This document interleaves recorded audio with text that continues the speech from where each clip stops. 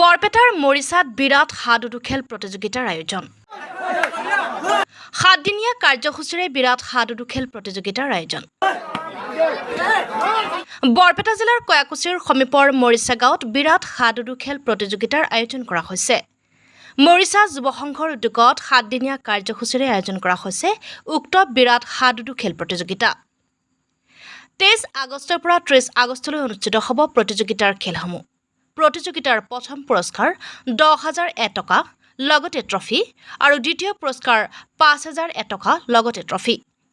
প্ৰতিযোগিতা সম্পৰ্কীয় অধিক তথ্যৰ বাবে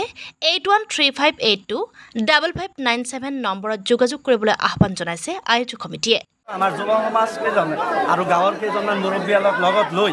আমি 7 দিনীয়া কাৰ্যসূচীৰে এখন বিৰাট হাডুডু খেলৰ আয়োজন কৰা হৈছে আমি এইখন খেলৰ প্ৰথম পুৰস্কাৰ হিচাপে আমি টকা দিম মানে 10,001 টকা আৰু সেকেন্ড প্ৰাইজটো দিম 5,001 টকা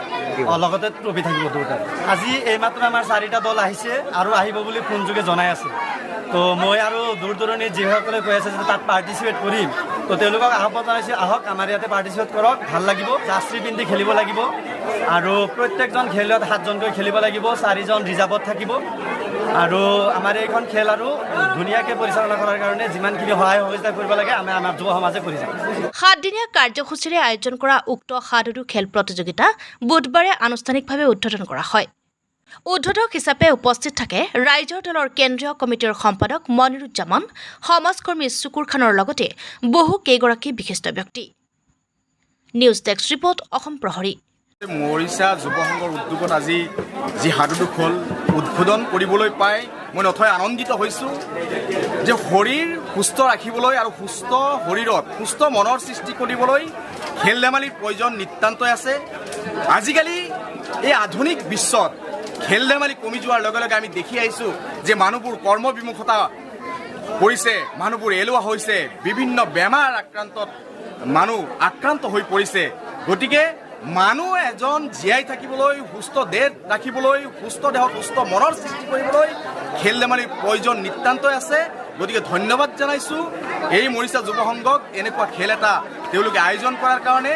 আৰু ভৱিষ্যতে তেওঁলোকে যাতে আয়োজন কৰে তাৰ কাৰণে মই তেওঁলোকক আহ্বান জনাইছোঁ আৰু এই ক্ষেত্ৰত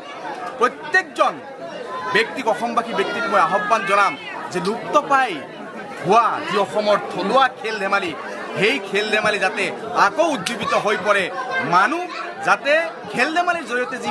দেহ সৃষ্টি হয় আৰু সেই দেহত যি সুস্থ মনৰ সৃষ্টি হয় আৰু সেই সুস্থ মনেৰে আমি ভাল চিন্তা কৰিব পাৰিম সেই ভাল চিন্তা কৰি আমাৰ সমাজখনৰ কাৰণে কাম কৰিম আমাৰ দেশখনৰ কাৰণে কাম কৰিম এটা সময়ত আমাৰ অসম আমাৰ বৰপেটা জিলা বা আমাৰ এই কয়াকুছি মৰিচা গাঁও বিশ্বৰ বুকুত আমি জিলিকাই তুলিবলৈ সক্ষম হ'ম